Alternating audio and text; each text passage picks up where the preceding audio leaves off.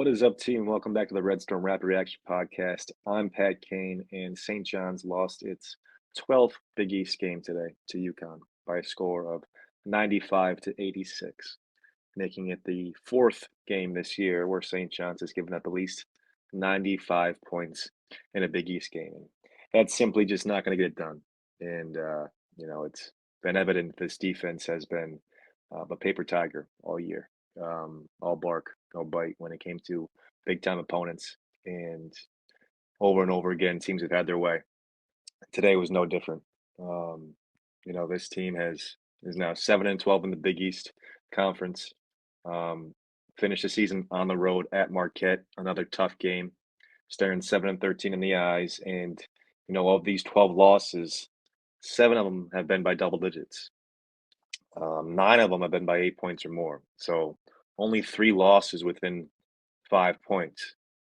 So a lot of these haven't even been close, and just as many of those losses have seen us have big leads at one point or the other. I don't know the exact number, but over a handful. I mean, at least 5 of these losses we've had double-digit leads in and blown, and they've gone to the reversal of us losing by double digits. So to do that, you have to really limit your opportunities. You're not giving yourself good ones, and the adjustments the other coach is making has been the far too often the difference, the right adjustment. Why our guys are stuck in the mud and see the other team fly by us. Tonight, that's not exactly the story, I don't think. Once you were down 6 or 7 points in the first half and eventually 10 or 11 points in the second half, it felt like it was a 20-point game. Um, there wasn't one adjustment made by UConn, I thought. I thought they were in control, and we failed to make adjustments. We failed to change up what we were doing.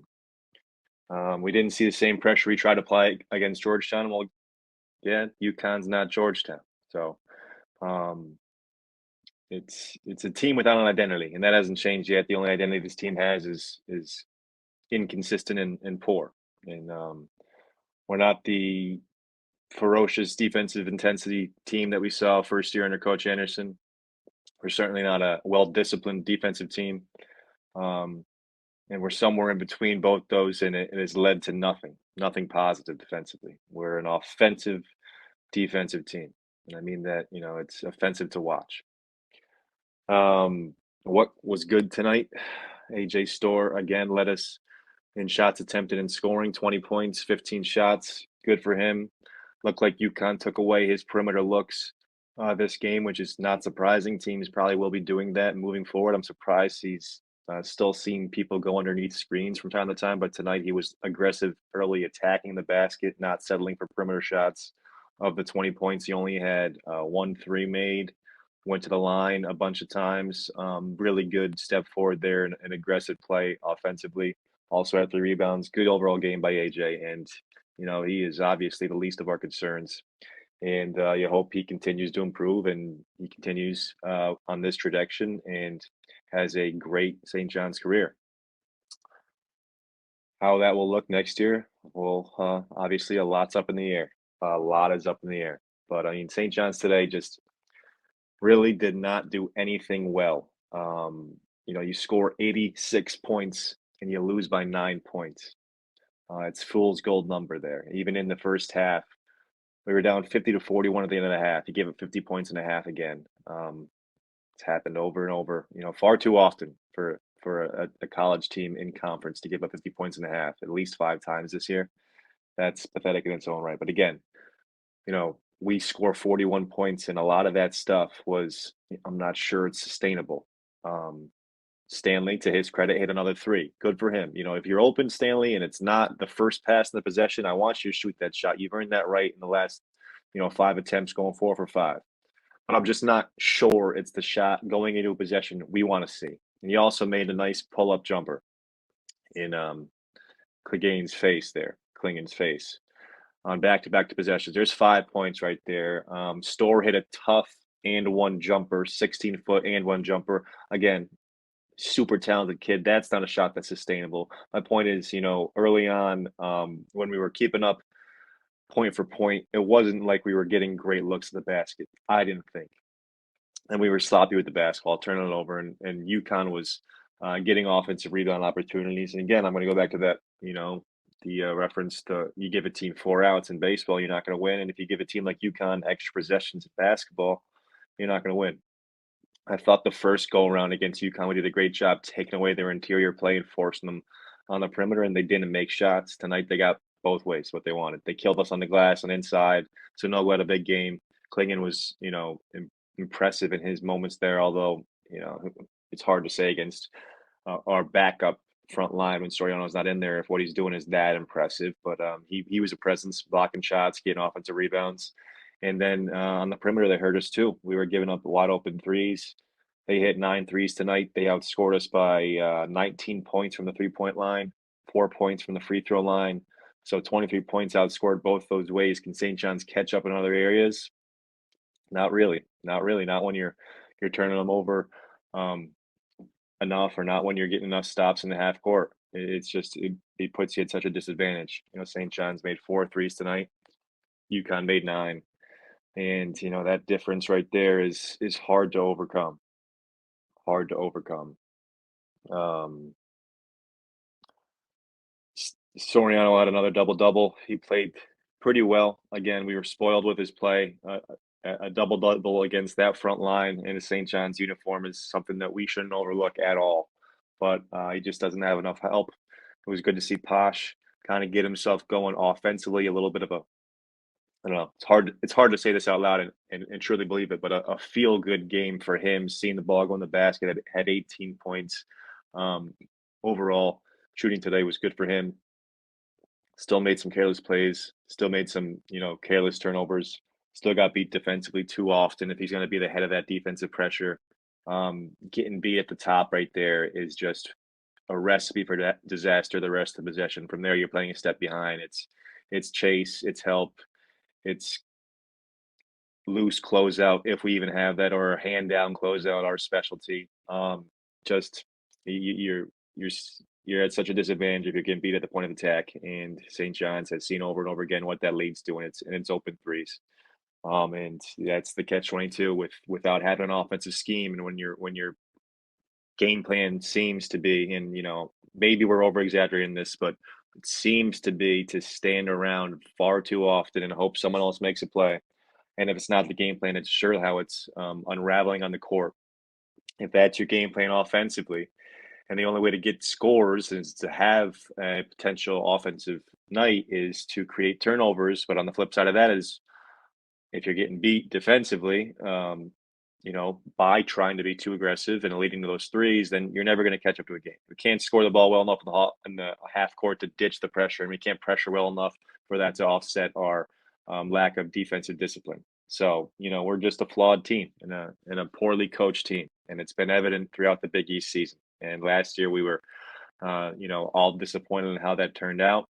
I thought he deserved the chance to make the tournament within 4 years. You can fail to meet expectations once, and that's not, it's just a blip on the radar, and it's, not uncommon for good coaches.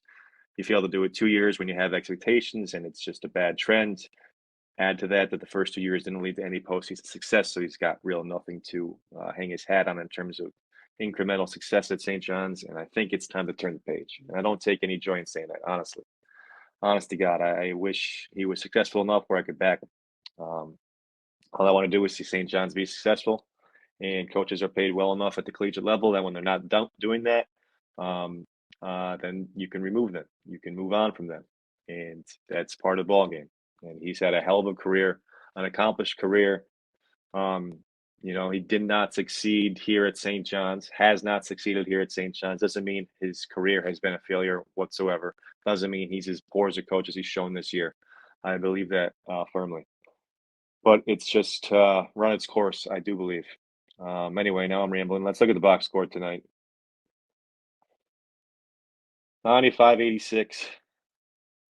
Try to be positive with what I was highlighting here. Store 20 points. Alexander 18 points. Store going to the line 8 times is good. Store leading us in shots taken again is good. Those are things that have to be mainstays for him. Should have been mainstays for a while. Him looking for shots. Us looking to get him shots. Soriano another double-double, 12 points, 11 rebounds, and White got the start for senior night. did not really do anything of note. 2 points, 0 rebounds in 9 minutes. Stanley, 5 points, 0 rebounds in 12 minutes. So, I mean, let's just talk about that for a second. Stanley and NY, two guys who, I like enough and are decent enough to play some backup interior roles. 0 rebounds in 21 combined minutes. That's hard to do. And that's hard to do. And I've constantly gotten on AJ Store for not rebounding throughout this year. Those are our two power forward backup centers. And there's both teams shooting under 50% from the field. Plenty of rebound opportunities, and I'm sure not all those 21 minutes were played with alongside Soriano. So, that's just it's disappointing. And Stanley, who has made some progress as an offensive player, his field goal percentage is great this season. I like him overall. He just has not been a great defensive rebounder. Does not clear out the glass. Does a good job fighting for position, for boxing out, but he does not clear out the glass, and that's tough if you're playing him by himself without Soriano. Once again, we're spoiled by how well Soriano has rebounded this year. One of the better rebounders in the country. Wusu did not have a good game. 6 points, over 2 from three. Nothing really else. Low rebounding, low assist game from him. That technical foul in the second half. I mean, I don't know. It looked like BS to me. I still think you got to be smart enough there, Wusu, not to even let it happen. You did initiate that. I think you could have avoided that if possible. I don't think that should have been a sole technical foul on you. Um, Continue to say you don't get any respect around the rim on the officiating end. These shots do get blocked far too often. You've improved that slightly, but still too many times you're left, looking for a call at the rim and just not getting it. And you got to adjust your game. You got to adjust your game. It's getting to the point where if they're not going to make those calls, you got to adjust your game. I think overall, Dylan's had a good year this year. I really do. Tonight, not so much. From the bench, Jones, 15 points, 8 for 8 from the line, but 3 for 11 all from the field. Another poor shooting night from him. Back to that form. He had a efficient night against Georgetown. Tonight against UConn, not so much. Did contribute 6 rebounds, 3 assists. Not a terrible night. Jones was not the problem, but he not enough of an efficient night to offset our lack of contributions elsewhere. Curbelo, not a great game for him. 8 points, 3 assists, 2 steals, and a bunch of complaining of the referees about obvious fouls, I thought. So who knows there? Who knows? Team stats, you can just see UConn outplayed St. John's in just about every category. They shot slightly better from overall. They shot significantly better from three. They outscored us from the free throw line. They out-rebounded us overall. They out-rebounded us on the offensive glass. On the defensive glass, they had more assists than us, more steals than us, more blocks than us. They led by 15 points at one point, and St. John's never led. All that leads to just about, what we saw on the court. UConn totally in control throughout the whole game from start to finish. And that's been all too often the case against good competition this year. St. John's now is trying to save face with a road win at Marquette to go 8-12 in conference. If they fail to do so, they'll be 7-13. And what you would only be able to surmise as a complete failure of a Big East season with a team that has the capable talent to, in my eyes, make the NCAA tournament. And Coach Anderson's eyes as well going into the season. So you got to hold him accountable to those expectations he set for himself. I do believe. Anyway, guys, appreciate you guys tuning in. I've been enjoying bringing on Cole. I know you guys do because the message received are all positive. Enjoy the guest episodes. I'd like to have some more guests come on here. So reach out to me if you feel like you'd like to share your thoughts, even if it's just, a 2-minute appearance and you want to come on here and just get something off your chest. Maybe we can allow that. And I like hearing from more people. I like sharing discussion with St. John's. I like the fact that we don't have to agree on everything.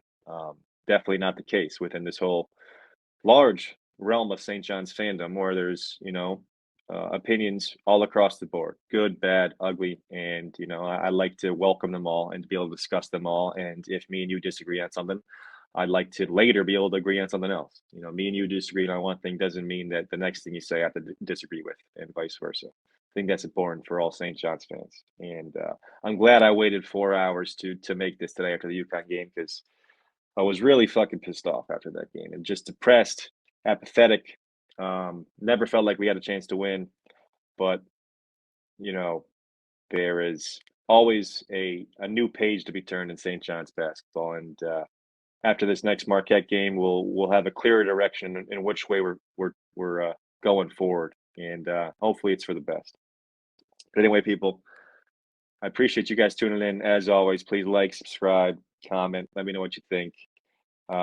For Lamont Hamilton, this has been Pat Kane, the Red Storm Rapid Reaction Podcast. Until next time, peace.